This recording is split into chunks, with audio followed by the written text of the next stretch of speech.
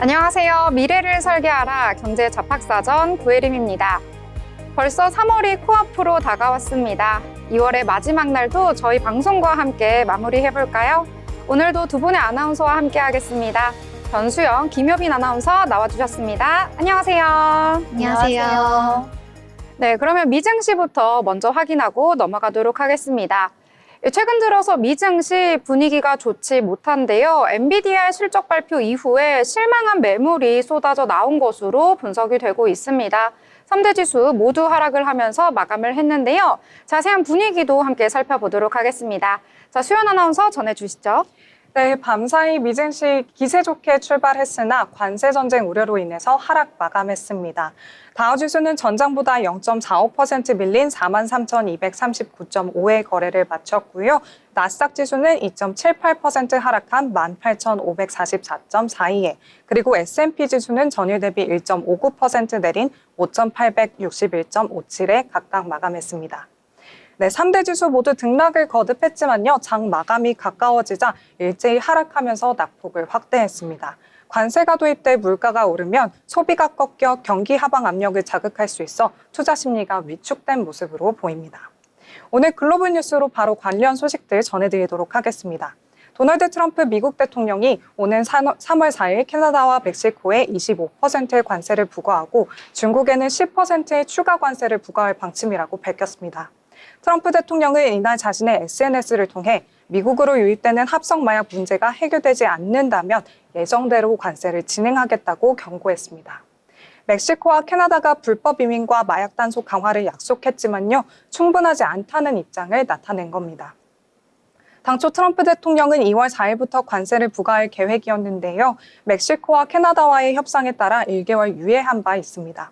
하지만 이번 발표로 예정된 3월 4일 관세 부과가 현실화될 가능성이 커졌습니다. 한편 중국에 대해서는 이미 2월 4일 10%의 추가 관세를 부과했고요. 이에 중국도 10일부터 일부 미국산 제품에 대해 보복 관세를 부과하면서 막대응을 펼치고 있습니다. 트럼프 대통령의 잇따른 관세 관련 발언 변화로 인해서 시장의 혼란이 커지고 있고요. 국제 무역 긴장이 다시 고조될 가능성이 제기되고 있습니다. 네, 두 번째 소식은 미국의 신규 실업수당 청구 건수 관련 소식입니다. 미국의 신규 실업수당 청구 건수가 올해 들어 가장 높은 수준을 기록했습니다. 미 노동부에 따르면 2월 16일에서 22일 주간 실업수당 청구 건수는 24만 2천 건으로 전주 대비 2만 2천 건 증가했습니다.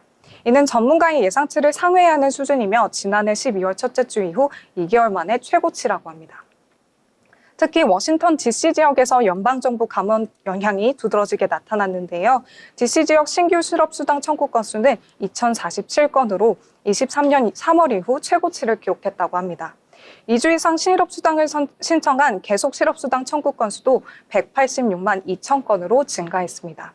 이러한 증가의 주요 원인으로는 일론 머스크가 이끄는 정부 효율부의 대규모 연방정부 감축 정책이 꼽히고 있습니다.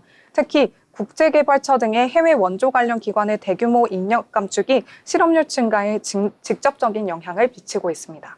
또한 스타벅스와 메타 그리고 사우스웨스트 에어라인 등 주요 기업들도 최근 구조조정을 발표하면서 실업수당 청구 증가에 영향을 미쳤을 가능성이 제기되고 있습니다. 연방정부와 민간 부분의 감원 여파로 인해서 미국 노동시장의 둔화 가능성이 커지는 가운데 향후 실업률 지표 변화가 주목되고 있습니다. 네, 다음 소식입니다. 미국 경제가 지난해 4분기에도 안정적인 성장세를 이어간 것으로 나타났습니다. 미국 상무부가 발표한 GDP 증가율 잠정치는 2.3%로 지난달 소포치와 동일하고요. 시장 예상치와도 일치했습니다. 특히 강한 개인 소비 증가율이 성장세를 견인했고요. 소비 지출과 투자는 다소 둔화되는 모습을 보였습니다. 정부 지출과 수출이 상향 조정된 반면 소비와 투자는 하향 조정되면서 성장 속도는 3분기 대비 다소 둔화됐습니다. 하지만 물가 지표가 예상보다 높아지면서 연준의 금리 정책이 부담이 될 가능성도 커졌는데요. 전문가들은 물가 압력이 다시 커지는 신호로 해석하고 있고요. 연준이 금리 인하를 더욱더 신중하게 결정할 가능성이 크다고 분석하고 있습니다. 미국 경제는 여전히 견조한 성장을 보이고 있지만 높아진 물가 지표가 향후 금리 정책의 중요한 변수로 작용할 전망입니다. 네, 마지막 소식입니다. 도널드 트럼프 행정부의 존 펠런 해군 장관 후보자가 한화그룹의 미국 조선수 인수를 긍정적으로 평가하며 한미-조선업 협력 필요성을 강조했습니다. 펠런 후보자는 27일 미 상원 군사위원회 인사청문회에서 우리는 동맹국들이 가진 조선업 전문성과 기술을 적극 활용해야 한다고 밝혔습니다. 특히 한화가 필라델피아 조선소를 인수한 점을 언급하면서요, 이들의 자본과 기술을 미국으로 유치하는 것이 중요하다고 강조했습니다. 펠로 후보자는 또 인도 태평양 지역의 파트너 국가들과 협력을 강화해 집단 안보를 증진시키겠다며 동맹국 역량을 활용해 미국의 부담을 줄이겠다는 방침을 밝혔습니다. 네, 다음으로는 히트맵 살펴보면서 주요 종목들의 흐름 살펴보겠습니다. 오늘 굉장히 빨간불이 많이 켜진 모습인데요.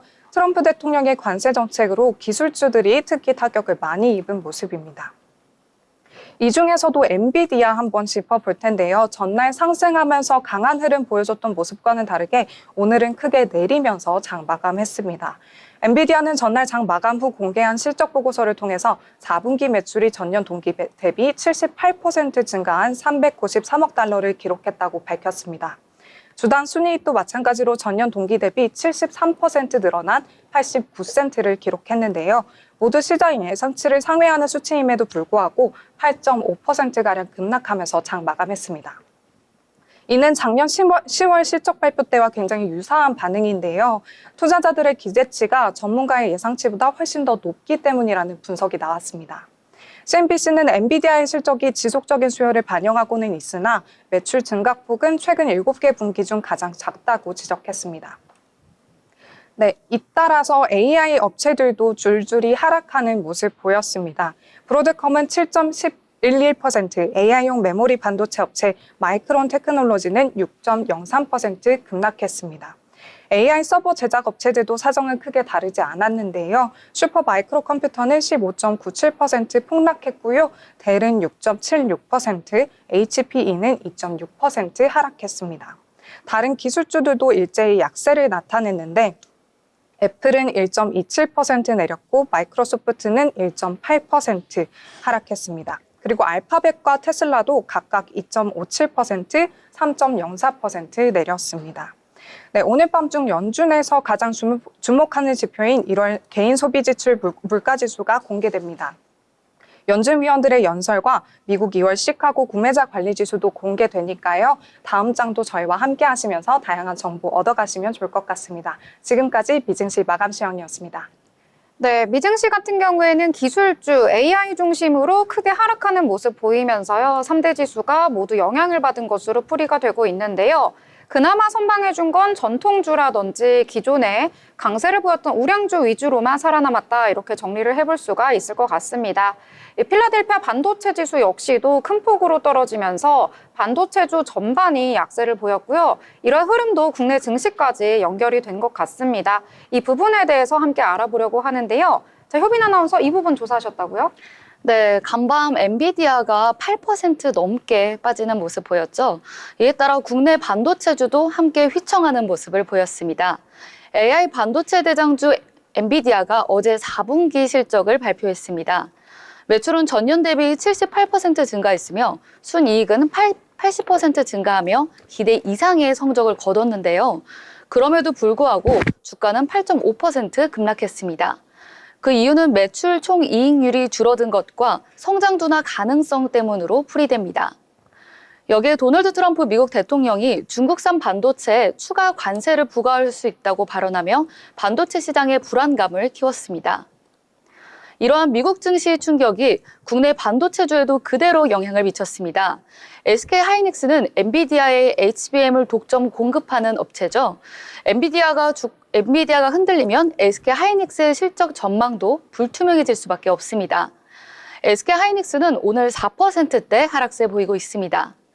삼성전자도 AI 반도체 시장에서 영향력을 확대하려고 하고 있는데요.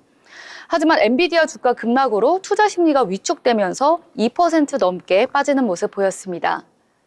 엔비디아뿐만 아니라 반도체 업종 전반이 흔들렸는데요. 필라델피아 반도체 지수가 6.09% 급락했으며 나스닥 지수도 2.78% 하락했습니다. 그로 인해 국내 반도체 관련 테마주들도 동반 하락했는데요. HBM 기술 경쟁력을 갖춘 SK하이닉스를 비롯해 반도체 장비와 부품 관련주들도 하락세 보이고 있습니다. 엔비디아 실적 발표 후 매출 총이익률 하락과 성장 둔화 우려가 커지면서 반도체 시장의 조정이 왔습니다. 향후 반도체 업종이 다시 반등할지 아니면 조정이 더 이어질지는 정부의 정책 변화와 글로벌 반도체 수요에 따라 결정될 것이 높을 것으로 보입니다. 네, 이번에 반도체주 가지고 계신 분들은 너무나도 급락을 했기 때문에 많이들 속상하셨을 것 같습니다.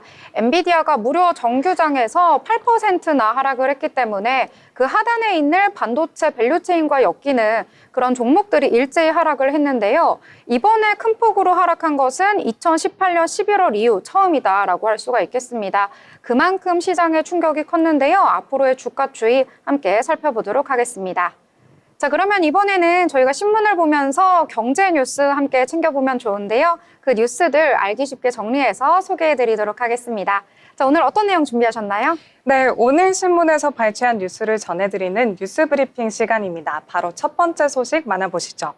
트럼프 미국 대통령의 전방위적 관세 부과 정책이 세계 경제를 위축시키고 있습니다. 아직 본격적인 관세 전쟁이 시작되기도 전에 각국의 성장률 전망치가 하향 조정되며 우려가 커지고 있습니다. 대만은 반도체와 전자제품 수출 의존도가 높아 트럼프 대통령이 중국산 제품과 반도체에 각각 60%, 25%의 관세를 부과할 경우 큰 타격이 예상되고 있습니다. TSMC와 폭스콘 같은 대표 기업들이 관세 영향권 안에 들어가 있기 때문인데요. 중국 경제 둔화는 아시아뿐만 아니라 유럽에도 영향을 미칠 것으로 보입니다. 태국 중앙은행은 성장률 전망치를 2.9%에서 2.5%로 하향했고요. 한국은행도 마찬가지로 1.9%에서 1.5%로 대폭 낮췄습니다. 미국의 최대 수입국인 멕시코는 이미 관세 전쟁의 타격을 받고 있습니다. 올해 경제 성장률이 0.6%에 그칠 것으로 전망이 되고요. 25%의 관세가 부과되면 역성장할 가능성도 제기되고 있습니다. 유럽에서는 독일이 2년 연속 역성장을 기록하면서 올해도 0.1% 감소할 거라는 전망이 나왔는데요. 영국도 역시 경제 성장률 전망치를 1.5%에서 0.75%로 하향 조정하는 동시에 물가 상승률 예상치를 2.8%에서 3.7%로 상향 조정하며 스태그플레이션 우려가 커지고 있습니다. 반면 미국 경제는 당분간 화랑을 이어갈 가능성이 큽니다. 기업들이 관세를 피해 미국으로 몰려들면서 IMF는 올해 미국 경제 성장률을 2.7%로 상향 조정했습니다. 그러나 관세 전쟁이 장기화되면 결국 미국도 피해를 피해갈 수 없다는 지적이 나오고 있습니다. 네, 두 번째 소식은 미국이 새로운 예산 결의안을 통과시켰다는 소식입니다. 미국 하원이 대규모 감세와 정부 지출 삭감을 핵심으로 하는 예산 결의안을 통과시켰습니다. 트럼프 대통령의 감세 공약과 재정 축소 계획이 의회의 첫 관문을 넘은 것인데요. 이번 결의안에 따르면 향후 10년간 4조 5천억 달러의 감세와 2조 달러 규모의 정부 지출 삭감 추진이 된다고 합니다. 특히 의료보험 예산을 8,800억 달러 줄이고 교육과 노동 부문에서도 3,300억 달러를 삭감할 계획입니다. 반면 국경보안과 국방 예산은 3천억 달러를 증액한다고 합니다. 공화당은 재정 적자가 2조 달러에 육박하는 상황에서 정부 지출을 줄여야 한다는 입장이지만요. 동시에 대규모 감세를 추진하면서도 적자를 줄이는 것은 쉽지 않다는 지적도 나오고 있습니다. 특히 한국 기업이 많은 혜택을 받는 인플레이션 감축법 관련 예산 폐지도 검토되고 있습니다. IRA의 에너지 세액공제를 철폐하게 되면 10년간 9,200억 달러를 절감할 수 있다는 분석이 나왔기 때문입니다.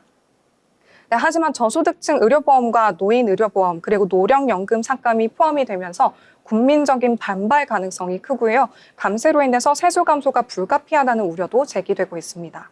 한편 테슬라 CEO 일론 머스크가 이끄는 정부 효율부는 연간 1조 달러의 지출 감축 목표를 제시를 했는데요. 그러나 트럼프 행정부 출범 이후에도 정부 지출이 늘어나고 있는 상황이라 이번 예산 삭감 계획이 얼마나 실효성을 가질지 주목되고 있습니다. 네, 다음 소식은 기아의 신모델 관련 소식입니다. 기아가 전기차 시장 확대를 위해 신차 3종을 공개하며 글로벌 시장 공략에 박차를 가하고 있습니다. 지난 24일 스페인 타라고나에서 열린 2025 기아 EV데이에서 준중형 전기 세단 EV4, 콤팩트 전기 SUV EV2, 그리고 목적 기반 모빌리티 PV5를 세계 최초로 선보였습니다. 기아는 그중에서도 EV2의 연간 판매 목표를 10만 대 이상으로 잡고 있고요. 중국 전기차와의 가격 차이를 줄이는 한편 품질과 AS 우위를 통해서 시장 경쟁력을 유지하겠다는 전략입니다. 기아는 지난해 20만 1000대의 전기차를 판매했고요. 2030년까지 이를 160만 대로 확대하겠다는 목표를 가지고 있습니다. 기아 송우성 사장은 전기차 시장이 일시적으로 둔화되는 캐즘 현상이 있지만 기아는 계획대로 전진할 것이라며 유럽과 글로벌 시장 공략을 더욱더 강화할 방침을 밝혔습니다. 기아의 이번 신차 발표로 글로벌 전기차 시장에서의 경쟁력이 더욱더 치열해질 전망입니다.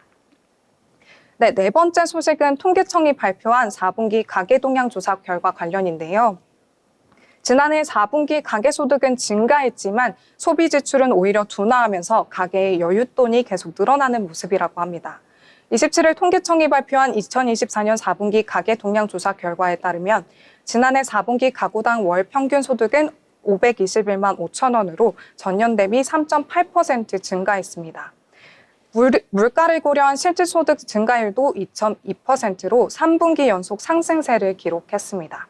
반면 월 평균 소비 지출은 290만 3천 원으로 1년 전보다 2.5% 증가하는 데 그쳤습니다.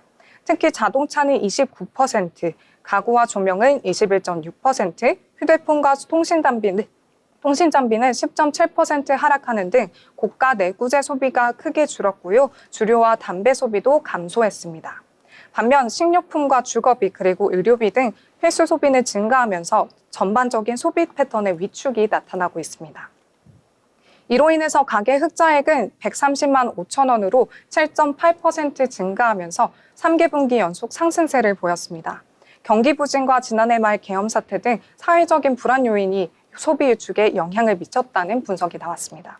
전문가들은 향후 경기 회복 여부가 소비 심리 회복의 핵심 요인이 될 거라는 지적을 하고 있습니다. 네, 마지막 소식입니다. 현대카드와 NH농협카드가 우편카드 명세서를 전자명세서로 전환하는 과정에서 소비자 불편을 초래한다는 지적이 나오고 있습니다. 이에 대해 금융당국이 실태점검에 나설 방침입니다.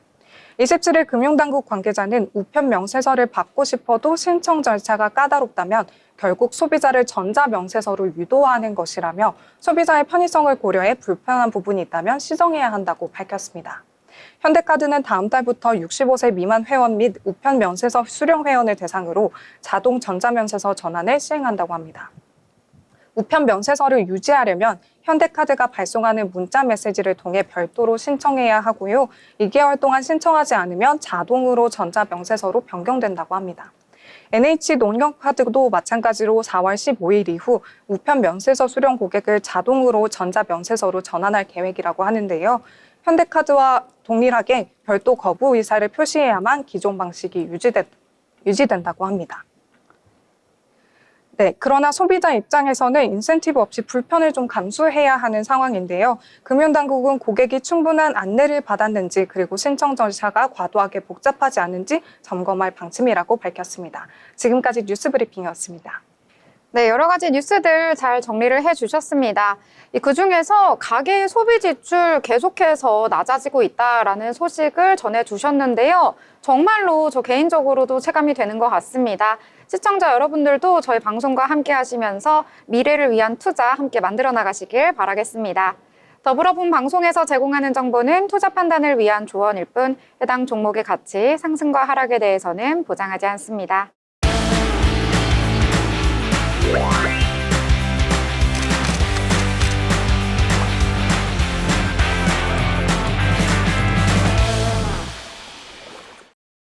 네, 이번 시간은 전국의 축제, 전시, 하프를 알아가는 시간이죠. 어디 갈까 시간입니다.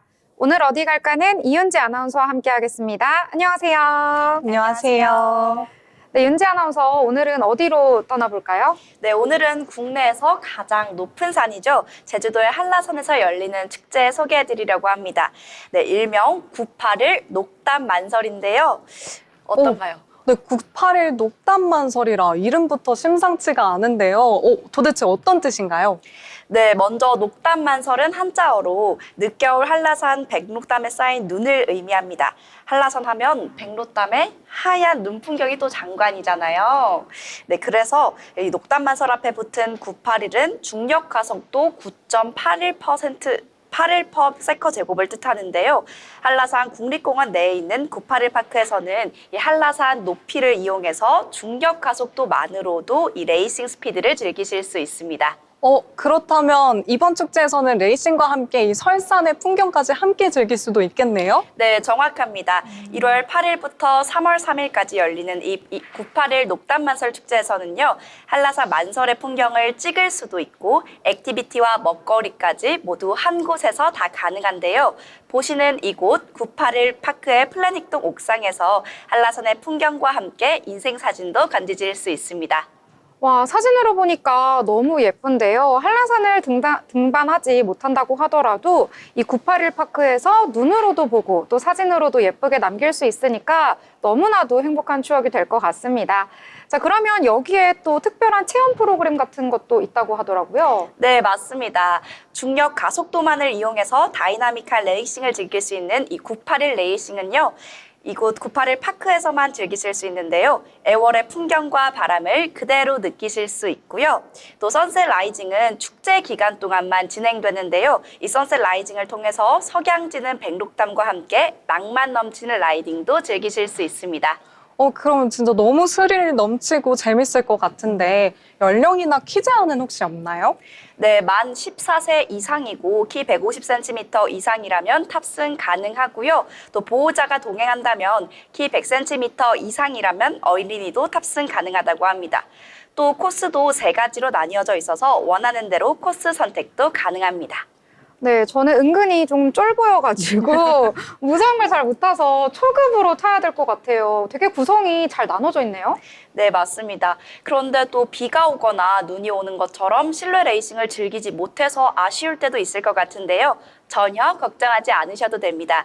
파크 981에서는 실내형 라이싱 메타 981이 준비되어 있는데요. 초신상 액티비티 메타 981은 레이스 981 트랙과 또 제주 자연을 가상현실로 고스란히 옮겨온 VR 레이싱 액티비티입니다. 더 높은 난이도를 체험해보고 싶은 분 혹은 탑승 제한에 걸려서 실외 레이스를 타지 못한 어린아이, 날씨가 좋지 못해서 실외 레이싱을 타지 못하는 모든 분들이 탑승이 가능하다고 합니다.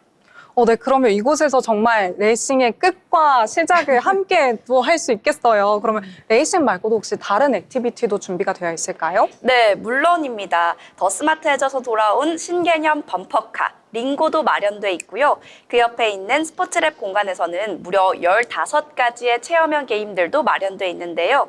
보고 계시는 익숙한 농구 게임부터 클레이 사격처럼 조금은 생소한 게임형까지 눈코 뜰 새 없이 즐거울 것 같습니다. 네, 정말 눈코 뜰 새 없이 너무나도 시간이 빠르게 갈 것 같은데요. 그 게임하다 보면 금방 좀 에너지 소모가 되잖아요. 그래서 배가 좀 고플 것 같은데 어떻게 해야 되나요? 걱정하지 않으셔도 됩니다. 이곳 파크 981에서는요, 식사와 휴식까지도 모두 가능합니다. 여기에서는 제주에서 키우는 채소들로 건강한 메뉴를 만들어서 제공을 하고 있는데요.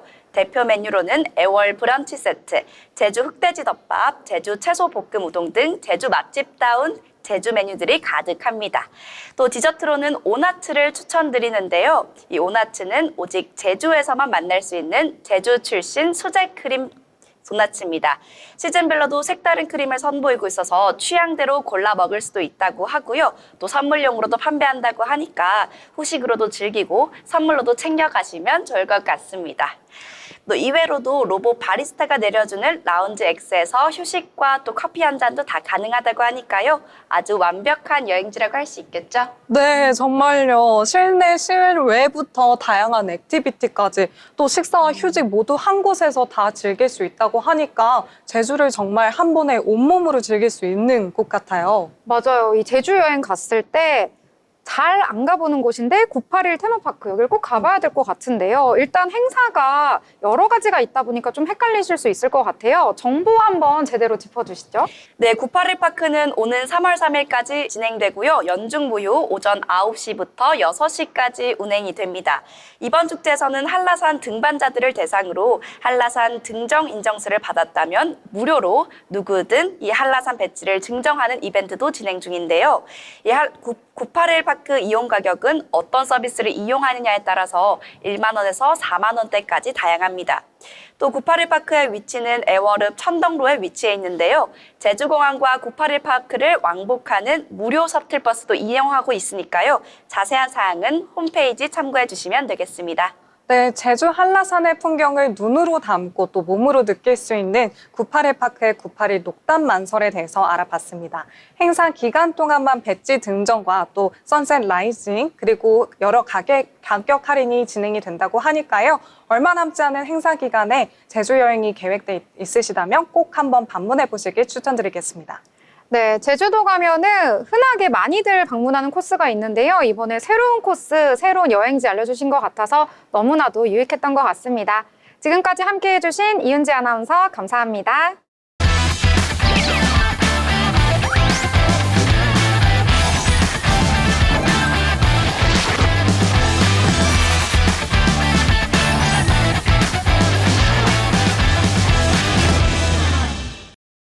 네, 이번 시간은 돈을 잘 벌고 싶은 고수가 되고 싶은 아나운서들이 모여서 경제 이야기, 주식 이야기 함께 나눠보도록 하겠습니다. 먼저 국내장 어떻게 흘러갔을지 체크를 해보려고 하는데요. 오늘은 효빈 아나운서가 전해주신다고 합니다. 오늘 장 어떻게 마감됐나요? 네, 오늘의 마감 시황 전해드리겠습니다. 오늘도 어제에 이어서 하락세를 이어간 하루였는데요. 다만 큰 폭으로 하락하며 좋지 못한 모습을 보였습니다. 먼저 자세한 지수 상황 살펴보시죠. 네, 코스피 지수입니다. 코스피 지수는 전일 대비 3.39% 하락한 2,532선에 장 마감했습니다. 코스피가 2,500선으로 내려온 것은 9거래일 만인데요. 장 초반보다 계속해서 하락하며 장중 낙폭을 확대해 갔습니다. 다음은 코스닥 지수입니다. 코스닥 지수는 전일 대비 3.49% 하락한 743.96에 장 마감했습니다. 코스닥 또한 지수가 큰 폭으로 계속 떨어지는 모습 보였습니다. 다음은 투자자별 매매 동향 살펴보겠습니다. 오늘 유가증권 시장에선 거래량이 굉장히 많은 하루였는데요. 일단 외국인과 기관이 동반 매도 우위 보였으며 각각 1조 5,579억 원, 6,178억 원 팔아냈습니다. 반면 개인이 홀로 사들였는데 2조 원이 넘는 2조 355억 원 매수하며 저가 매수 기회로 잡은 모습입니다. 코스닥 지수도 외국인과 기관이 동반 매도했는데요. 각각 2,888억 원, 1,236억 원 매도 우위 보였습니다. 개인은 홀로 4,088억 원 매수했습니다. 마지막으로 시가총액 상위 종목 살펴보겠습니다. 코스피 상위 종목은 셀트리온을 제외하고 모두 하락한 하루였습니다. 키움증권은 셀트리온이 올해 영업이익 개선폭이 높다며 목표 주가를 24만 원으로 9% 상향 조정했는데요. 이로 인해 강보합 마감한 것으로 보입니다. 그리고 엔비디아의 낙폭 영향으로 삼성전자와 SK하이닉스가 큰 폭으로 하락했습니다. 삼성전자는 3.2%, SK하이닉스는 4.52% 하락했습니다. 또한 현대차가 이틀 연속 하락세를 유지하며 장중 52주 신저가를 기록하기도 했습니다. 현대차는 미국 관세 우려 등으로 올 들어 부진한 주가 흐름이 이어지고 있는데요. 올해 들어 6%가량 하락했습니다. 특히 외국인 매도세가 이어지며 삼성전자에 이어 두 번째로 많이 팔아냈다고 합니다. 다음은 코스닥 상위 종목 살펴보겠습니다. 코스닥 상위 종목은 전부 하락한 하루였는데요. 알테오전은 3.61%, HLB는 3.46% 하락세 보였습니다. 특히 그중에서도 에코프로비엠이 11% 넘게 하락했는데요. 코스피 이전 상장 계획을 철회한다고 밝히자 주가가 크게 떨어진 것으로 보입니다. 이전 상장 후 수급 개선에 따른 주가 상승 가능성에 기대를 걸었던 투자자들의 실망 매물로 대거 출회된 모습으로 보입니다. 또한 레인보우 로보틱스는 12.74% 하락했으며 클래시스는 8.68% 하락하며 전부 파란불 켜며 마감한 하루였습니다. 네, 지금까지 마감 시황 전해드렸습니다. 네, 오늘 코스피와 코스닥 모두 하락을 하면서 마감을 했습니다. 특히 코스피 같은 경우에는 2,600선 깨지기도 했는데요. 11거래일 만입니다. 전일 대비 3.39% 내리면서 2,532선에서 거래를 마쳤는데요. 장중에 계속해서 저점 라인 낮춰가면서 거의 저점 라인 부근에서 마감을 했다라고 보실 수가 있겠습니다. 오늘 외국인 같은 경우에는 1조 원 넘게 매도 우위를 보였는데요. 환율이 1,460원까지 오르면서 외국인들의 부담으로 작용한 것으로 보입니다. 오늘 매도 공세 강하게 일어나는 모습 나타나줬고요. 코스닥 같은 경우에도 역시 내림폭이 컸습니다. 3% 넘게 떨어지면서 743선에서 거래를 마쳤습니다. 이 코스닥 같은 경우에는 10일 만에 740선까지 내려왔다라고 보실 수가 있겠고요. 오늘 시가총액 상단에 위치한 종목들도 일제히 파란불 켜는 모습 나타나줬습니다.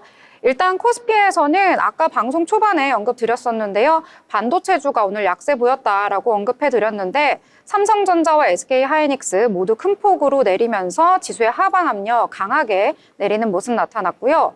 코스닥 같은 경우에도 1위부터 23위까지 일제히 하락하는 모습 나타나줬습니다. 오늘 레인보우 로보틱스, 에코프로비엠 모두 두 자릿수대의 하락률 보여줬습니다. 특히 에코프로비엠은 11%대 하락하면서 L7B의 2위 자리를 내줬다라고 보실 수가 있겠습니다. 자, 이렇게 트럼프의 관세 전쟁과 더불어서 환율도 급격하게 오르고요. 외국인들의 매도세가 강하게 나타났던 시장이었습니다. 2월에 유종엠이 아름답게 거두나 싶었는데요. 좀 오늘 분위기 너무나도 좋지 못했습니다. 그럼에도 오늘 올랐던 테마들이 있거든요. 함께 살펴보도록 하겠습니다. 자, 수연 아나운서 어떤 내용 찾아보셨나요? 네, 제가 오늘 가져온 특징주는 바로 유니온입니다. 도널드 트럼프 미국 대통령이 3월 4일부터 관세 조치를 다시 한번 예고를 하면서요. 히토류 대체 관련주가 급등세를 보이고 있습니다. 오늘 장 초반 유니온은 8.56% 그리고 유니온 머티리얼은 2.9% 상승하면서 출발했는데요. 히토류는 군사장비 그리고 전자제품, 전기차 배터리 등 다양한 산업에서 필수적으로 사용되는 소재로 세계 공급량의 60%를 중국이 차지하고 있습니다. 미국과 중국의 패권 경쟁이 심화될 경우 중국이 히토류 수출 통제를 무기로 사용할 가능성이 커서 관련주들이 주목을 받고 있는 상황입니다. 특히 유니온은 히토류 자석을 대체할 수 있는 페라이트 마그네트를 생산해서 이번 관세 이슈에서 수혜주로 부각이 되고 있습니다.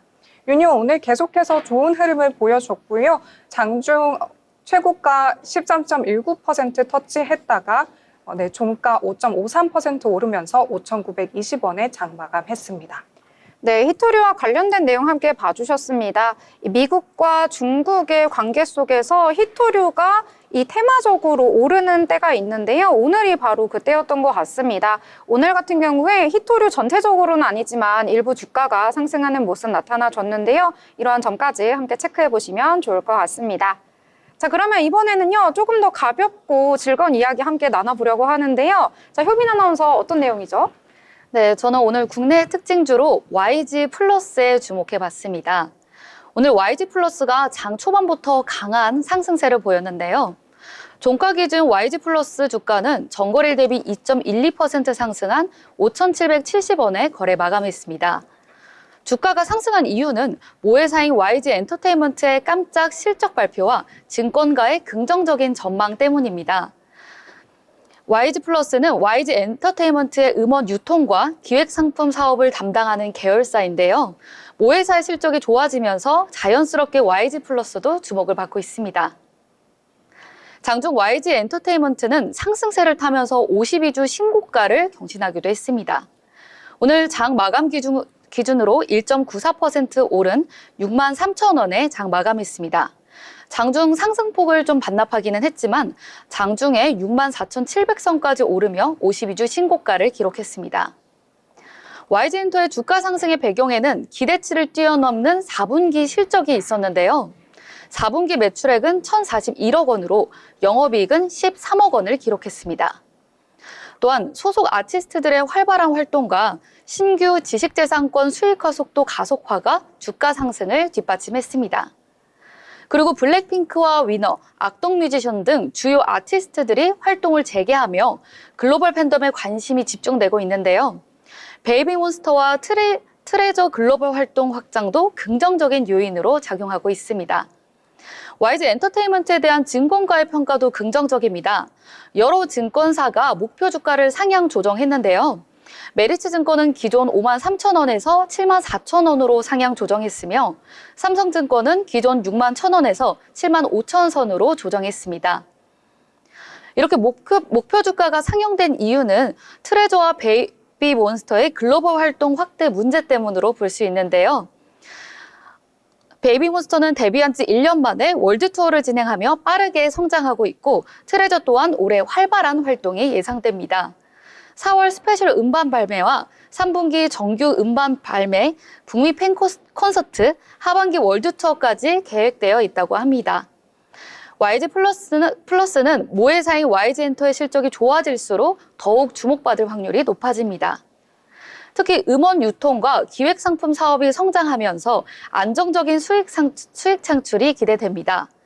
글로벌 아티스트들의 활동이 늘어나면서 관련 사업도 자연스럽게 확대될 것으로 보입니다. 앞으로 YG 플러스의 주가는 YG 엔터테인먼트의 글로벌 활동과 지식재산 사업 확장에 따라 영향을 받을 가능성이 큽니다. 올해 시장에서 YG 플러스가 어떤 흐름을 보일지 함께 살펴보시죠. 네, YG 엔터, YG 플러스까지 오늘장에서 강세를 보였습니다. 오늘장 정말 오른 종목을 찾기 힘들 정도로 많은 종목이 떨어졌기 때문에요. 오늘의 강세 예상치 못했지만 아주 강했다라고 평가해 볼 수가 있을 것 같습니다. 오늘 같은 경우에는 이 YG 엔터테인먼트 이외에도 영상 콘텐츠들도 전체적으로 강세를 보였는데요. 이 개별적인 호재와 더불어서 이 중국의 한한령 해제에 대한 기대감이 모이면서 전체적으로 강세를 보였다 이렇게 보실 수가 있겠습니다. 이와 더불어서 엔터주라든지 이런 영상 콘텐츠주 외에도 오늘장에서 화장품주가 전체적으로 강세를 보였는데요. 어제장에서도 강세 보였는데 오늘까지도 그 흐름을 이어가 줬습니다. 자, 화장품 같은 경우에는요, 이 지난해 4분기에 중소기업의 수출이 굉장히 잘 나왔다라는 평가가 나왔습니다. 전년 대비 5.9% 증가한 것으로 보고가 됐는데요. 특히 1위 수출 품목인 화장품은 이 지난해 4분기의 수출보다 27%나 상승했다라고 역대 최대 분기 4분기 실적을 기록했다라고 전해졌습니다. 자, 그리고 중국의 한한령이 해제되면은 더욱더 빠르게 이 수출 증가율이 올라갈 것이다라는 평가도 있는데요. 또 중국의 한한령 해제뿐만 아니라 이 미국 시장의 수출도 확대될 것이다라는 점이 모멘텀으로 작용하는 것이 긍정적인 평가를 받고 있는 것으로 보입니다. 그리고 여러 가지 증권사에서 리포트를 냈습니다. 최근에 한한령이 풀리면서 다양한 문화 콘텐츠들과 더불어서 이 콘텐츠 안에서 화장품이 또 부각될 수 있다라는 기대감과 함께 앞으로의 성장 동력이 충분하다라는 이야기도 나오고 있고요. 키움증권에서는 미국의 중저가 화장품 시장이 이 더디게 성장을 하고 있지만 그 안에서도 우리 브랜드는 굉장한 성장률을 보이고 있다라는 평가를 내놓기도 했습니다. 그렇기 때문에 국내 화장품 브랜드사들이 이 중장기 관점에서 본다면 굉장히 큰 폭으로 상승할 수 있다라는 평가가 나오기도 했고요. 지금 같은 경우에는 대기업보다는 이 중저가 브랜드들 위주로 성장을 하기 때문에 중저가 브랜드들을 주목할 필요가 있다라는 내용이 담기기도 했습니다. 앞으로의 성장 동력이 더욱더 크다라고 볼 수가 있는 건데요. 이런 호재 속에서 오늘 마녀공장 8%대 상승을 했고요. 토니모리 같은 경우에는 장중에 10%까지 오르기도 했는데 장 후반 가면서 외국인들의 이 매도세 때문일까요? 2%대 하락으로 마감을 했습니다. 한국콜마 같은 경우에는 어제 저희 방송에서 리포트로 정리해준 기업이죠. 오늘 1%대 소폭으로 상승을 했지만 오늘장에서도 그래도 강했다라고 보실 수가 있겠습니다. 이 외에도 코스맥스라든지 삐아, 클리오 같은 종목들도 함께 지켜보시면 좋은 종목이니까요. 화장품주에 관심 있으시다면 함께 체크해보시면 좋을 것 같습니다. 자, 그러면 이번에는 저희가 리포트를 또 살펴보려고 하는데요. 매일 리포트 전해드리는데 이와 관련한 종목들 큰 폭으로 상승할 때도 있더라고요. 투자에 참고하시면 좋을 것 같습니다. 자, 오늘은 게임에 관련해서 주목을 하셨다고요? 네, 맞습니다. 오늘은 2025년 게임업계 동향과 주요 기업들의 투자 전망을 한번 분석해 보겠습니다. 바로 SK증권 리서치센터의 투자 종목 리서치 리포트를 가지고 왔는데요. 최근 글로벌 게임 시장은 신작 경쟁, 그리고 AI 블록체인 기술 도입, 그리고 모바일 시장의 변화 등 다양한 이슈가 맞물려서 굉장히 빠르게 변화하고 있습니다. 그렇다면 올해 국내 게임 업계는 과연 어떤 흐름을 보일까요? 먼저 업계 트렌드부터 살펴보겠습니다. 네, 게임 업계는 큰 틀에서 보면 PC와 모바일 그리고 콘솔 게임으로 나눌 수 있는데요. 그중에서도 오늘은 모바일 게임인 MMORPG의 트렌드를 보도록 하겠습니다. 최근 출시된 위메이드의 레전드 오브 이미르가 출시 5일 만에 매출 1위를 기록하면서 MMORPG 장르의 성장 가능성을 다시 확인시켜 주었습니다. 그러나 MMORPG 장르는 과금 유도 모델과 콘텐츠 유사성이 지적을 받고 있는 만큼 지속적인 차별화 전략이 필요합니다. 올해 넷마블의 RF 온라인 넥스트, 그리고 NC소프트의 아이온2, 카카오게임즈의 프로젝트 Q 등 다수의 신작이 출시될 예정인데요. 이 게임들의 차별성을 잘 주시해야 하겠습니다. 네, 그리고 현재 게임업계의 패러다임에 큰 변동이 있는데요. 바로 AI 기반 NPC, 그리고 자동 번역 시스템, 블록체인 기반 아이템 거래 등 새로운 기술들이 게임에 적용이 되면서 게임 시장의 패러다임이 변화하고 있습니다. 특히 크래프톤은 AI 개발 인력을 대규모로 충원을 하면서 AI를 활용한 게임 제작과 운영을 강화하는 전략을 추진하고 있습니다. 네, 다음으로는 주요 국내 기업의 실적 및 전망을 한번 짚어보도록 하겠습니다. 가장 먼저 NC소프트의 실적을 돌아볼 텐데요. NC소프트는 최근 강도 높은 구조조정을 진행을 했고요. 영업손실 1,295억 원을 기록했지만 올해 아이온2, LLL 등 신작 출시에 따라서 실적 반등을 기대하고 있습니다. 주요 이슈로는 본사 인력 5,000명에서 3,100명으로 감축을 했고요. 2024년 영업이익이 마이너스 109억 원에서 훌쩍 뛰어서 2025년에는 95억 원으로 흑자 전환될 것으로 전망이 되고 있습니다. 네, 두 번째 기업은 넷마블인데요. 넷마블은 2024년 흑자 전환에 성공했고요. 올해 9종의 신작 출시를 통해서 추가적인 성장 동력을 확보할 계획입니다. 특히 3월 출시 예정인 RF 온라인 넥스트와 하반기에 출시 예정인 7개의 대제, 오리진 등 글로벌 시장을 겨냥한 대작들이 기대를 모으고 있습니다. 매출은 24년 2.66조 원에서 25년에는 2.8% 증가한 2.73조 원으로 전망하고 있고요. 영업이익은 216억 원에서 21.1% 오른 261억 원으로 추정하고 있습니다. 네, 세 번째 기업은 바로 크래프톤입니다. 크래프톤은 여전히 PUBG IP 중심의 매출 구조를 유지하고 있지만요. AI와 신규 IP 개발을 위한 대규모 투자를 진행 중이라고 합니다. 크래프톤은 24년 매출이 2.7조 원에서 25년 2.84조 원으로 4.9% 상승했고요. 영업이익은 1.07조 원으로 전년 대비 9.5% 하락했습니다. 네, MC소프트는 목표 주가 26만 원에서 3만 원 하향 조정된 23만 원이고요. 투자 의견은 매수로 제시됐습니다. 넷마블은 목표 주가 6만 원으로 계속해서 유지가 됐고요. 투자 의견 또한 매수로 유지됐습니다. 마지막으로 크래프톤은 목표 주가 37만 원 유지, 그리고 동일하게 투자 의견도 매수로 제시됐습니다. 네, 자, 업계의 투자 포인트와 리스크 요인 분석도 빼놓을 수 없겠죠. 총 3가지 정도 짚어볼 텐데요. 가장 먼저 신작 출시 일정을 잘 살펴봐야겠습니다. 올해 상반기보다는 하반기에 대형 신작 출시가 집중될 예정입니다. 이에 따라서 하반기 주가 반등 가능성이 높은 기업들을 선별하는 것이 중요하겠습니다. 올해 수혜 기업으로 예상되는 기업은 다음과 같습니다. RF 온라인 넥스트와 7개의 대제 오리진 출시 예정인 넷마블과 아이온2 그리고 LLL의 출시를 앞두고 있는 NC소프트입니다. 두 번째 포인트는 글로벌 게임 시장 변화에 따른 영향입니다. 미국과 유럽 시장에서는 게임 규제를 강화하고 과금 모델을 제한하는 등 게임사의 수익성을 저해해야 할 그런 요소들이 늘어나고 있습니다. 반면 동남아와 중국 시장에서는 모바일 게임 성장이 계속될 전망이므로 넷마블과 크래프톤 등 글로벌 지향적인 기업들이 유리할 가능성이 높은 점 참고하시면 좋을 것 같습니다. 네, 세 번째로 고려할 요소는 AI와 블록체인 기술 도입에 따른 기회와 위기인데요. AI의 활용이 늘어나면서 게임 개발비 절감 및 유저 경험 향상이 가능하지만요. 기존 개발자 인력 구조 조정이 불가피한 상황입니다. 블록체인 기술 도입으로 아이템 거래 시스템의 투명성이 확보가 되면서 위메이드와 넷마블 등 블록체인 기반 게임을 시도하는 기업들이 주목받을 전망입니다. 네, 다시 한번 정리하자면요. 2025년 게임 업계는 신작 경쟁, AI와 블록체인 도입, 그리고 글로벌 시장 변화 속에서 새로운 기회를 찾고 있다라고 보시면 될 것 같습니다. 특히 하반기에 대형 신작들이 출시될 예정으로 하반기 반등 가능성이 높은 기업들에 주목할 필요가 있겠습니다. 오늘 제가 준비한 투자 리포트는 여기까지고요. 다음 시간에도 유익한 투자 리포트로 찾아뵙겠습니다. 네, 게임주에 대해서 전체적으로 잘 짚어주셨습니다.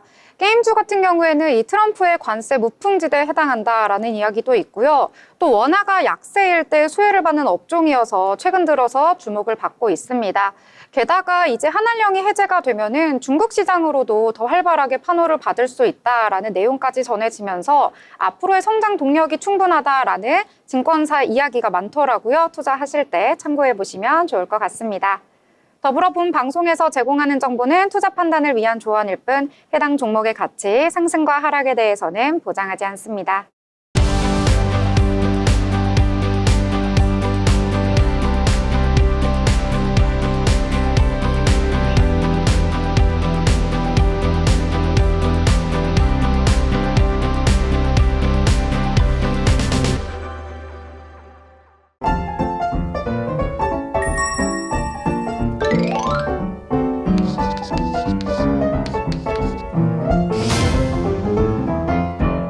네, 오늘 장에 대해서 여러 가지 이야기들 함께 나눠봤습니다. 오늘은 검은 금요일이다라는 말이 나올 정도로 큰 폭의 하락 우리 시장에서 나타났는데요. 자, 오늘 장 한번 간단하게 정리를 해보도록 하겠습니다. 자, 효빈 아나운서, 오늘 너무 떨어졌는데 어떻게 정리를 하면 좋을까요? 네, 저는 그럼에도 긍정적으로 한번 해석을 해봤는데요. 동학개미의 기회의 날 이렇게 한 줄로 정리해봤습니다. 비록 우리 시장이 3% 넘게 하락하는 모습 보였지만 개인이 2조 원 넘게 사들이며 저가 매수의 기회의 날로 잡게 된 것 같습니다.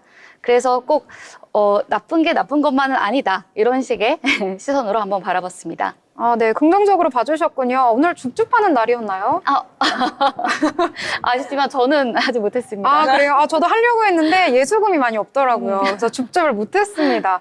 한번 다음 주에 기회를 노려보도록 하겠습니다. 자, 그러면 수연 아나운서는 오늘 장 어떻게 정리를 하면 좋을까요? 오늘 장 저는 다음 장에 기대감을 조금 담아서 풀린 날씨만큼 다시 한번 따뜻해졌으면이라고 정리를 해보겠습니다. 지금까지 굉장히 좀 상황이 안 좋았지만 앞서 효민 아나운서께서 말씀하신 것처럼 장 상황이 반등할 그런 기회도 여지가 있으니까요. 한번 기대를 해보겠습니다. 네, 오늘 장 정말 그동안 올랐던 그 힘찼던 이 매수세가요. 오늘 너무나도 큰 폭으로 매도를 해서 주가가 너무 떨어진 것 같습니다. 다음 주에도 더 많이 오르기를 바라면서 오늘 방송 마무리 짓도록 하겠습니다. 자, 오늘 저희 방송 끝나고 나서는요, 이 미국에서 1월 PCE가 발표가 되니까요. 이 점까지 참고해 보시길 바라겠습니다.